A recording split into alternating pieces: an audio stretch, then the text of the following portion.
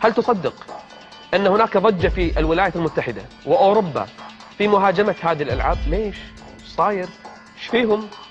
دول الغرب مؤتمرات صحفية تعقد وندوات تلفزيونية وقضايا ترفع الآن مرفوعة قضايا كثيرة في المحاكم ضد هذه الألعاب ومصنعيها ومنتجيها وبائعيها. ليش؟ ايش فيهم؟ احنا عندنا قاعد تنباع بكل سهولة. تعرفون ليش؟ لأن الغرب أحس بخطورة هذه الألعاب على أخلاق أولادهم، على أخلاق الجيل اللي هم عايشين فيه، على أخلاق مجتمعهم. هم خايفين على أولادهم، ولهذا هيلاري كلينتون عقدت مؤتمر صحفي كبير وضخم تحارب هذه الألعاب وتدعو لمحاربتها. وهناك معدي لبرامج وبرامج تلفزيونية شهيرة يشاهدها 20-30 مليون إنسان، عقدت حلقات متخصصة لمحاربة هذه الألعاب. ايش صاير؟ ايش فيه الألعاب هذه؟ كل الآن بعض المتدينين بل أغلبهم علشان عياله ما يطلعون فضائيات حط لهم هذه الألعاب. ما يدري أن هذه الألعاب اليوم أخطر من القنوات الفضائية، اسمح لي، حتى الإباحية.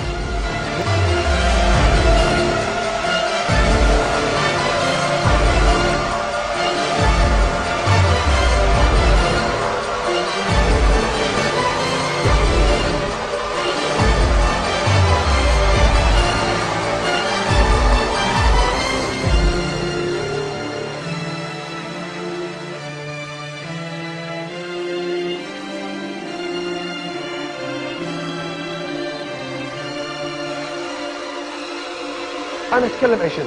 عن الإباحية الموجودة، ولا عن الفساد الصحي اللي قاعد يصير للأطفال، أو الفساد النفسي والذهني والعقلي اللي راح فيها أذهانهم وصار فيهم توتر. تلقى الطفل بسم الله ذاك اليوم شفت لي طفل قاعد يصارع نفسه، ما أدري إيش فيه، قاعد يسوي حركات وقاعد صار مثل المجنون.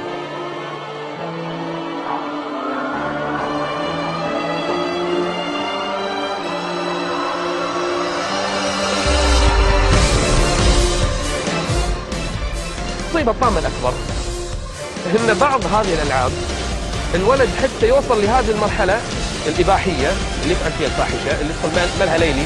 مثل ملهى ليلي؟ ملهى ليلي بكل معنى الكلمة، كل شيء فيه. طفل ب7 سنين يدش يختار الفتاة ويدخل داخل ويسوي كل شيء.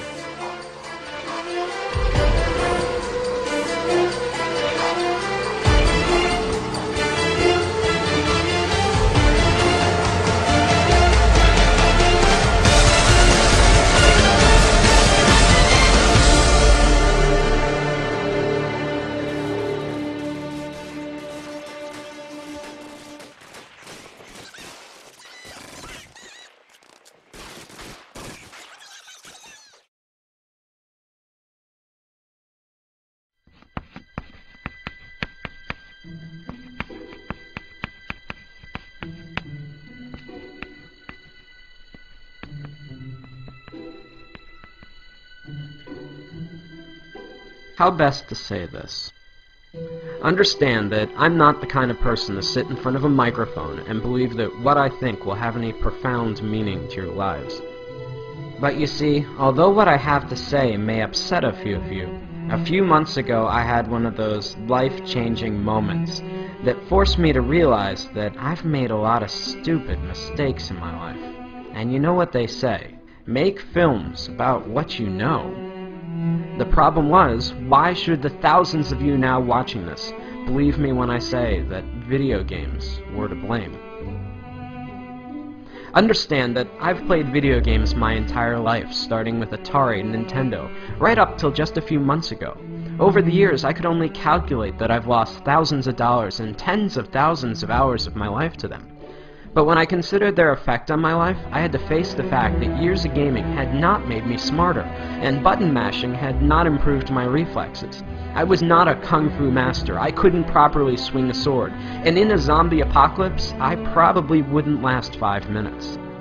We often forget that video games are entertainment. That means beyond making you feel good, they have no lasting value. Regardless of how important it may feel to you, there is no place on a resume for Xbox achievements. The real pain behind my years of video game addiction was that I never realized their true costs. Sure, it was just a few hours here or there, but over 3 decades, I'm not just sickened now by the amount of my life I've spent, but more so by all the important stuff that I willingly pushed aside to make time for games. For the sake of entertainment, I was willing to give up sleep, health, and ambition. For what? We fool ourselves into thinking that virtual achievements and virtual friends are adequate substitutes for real-life ones. To be blunt, video gamers seem to be fine giving up their real lives for simulated ones, full of depression and loneliness. I now know the true cost of gaming are all those lost years that I could have spent with friends, creating art, or being a better husband. 3 months ago, I had to face the facts that I was alone, overweight, and divorced. If there's a moral to this lecture, it's that as much as we may want one, life does not have continuous. For much of my life, I was eager to trade away countless opportunities, friendships, and love for experiences that don't really exist. I guess what I'm saying is, it took me a long time to figure all this out, and along the way, I missed out on a lot of life. At the risk of sounding like an after-school special, don't allow something as stupid as video games consume the best years of your life at the expense of all the greatness you could achieve. Consider this my promise. That's a mistake I don't plan to make again.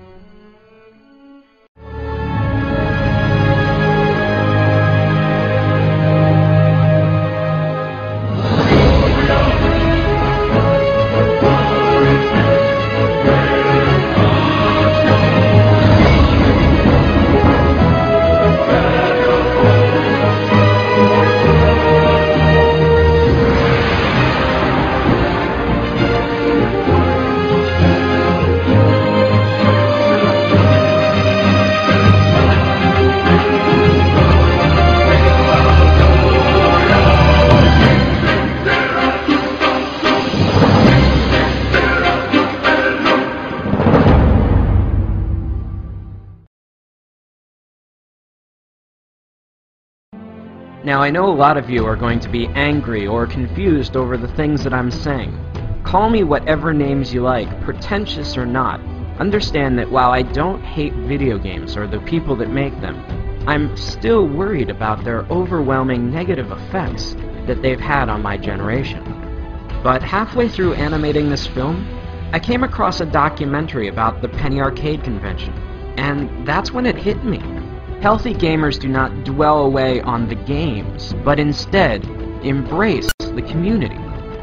While there may not be value in the games themselves, anything that brings people together and builds communities that embrace who you really are can't be half bad. As I scan through the images of very different people, all united by a common interest, it gives me hope that something good may still come out of all this. We are the first generation forced to find a balance between letting technology improve our lives or risk allowing it to dominate us. In reality, does Warcraft or Facebook improve your social life, or are you sitting at home alone? Either way, the only thing I know is that I'll never find out sitting alone in front of my TV, and neither will you. Whatever you choose, remember, in this game, you only get one life.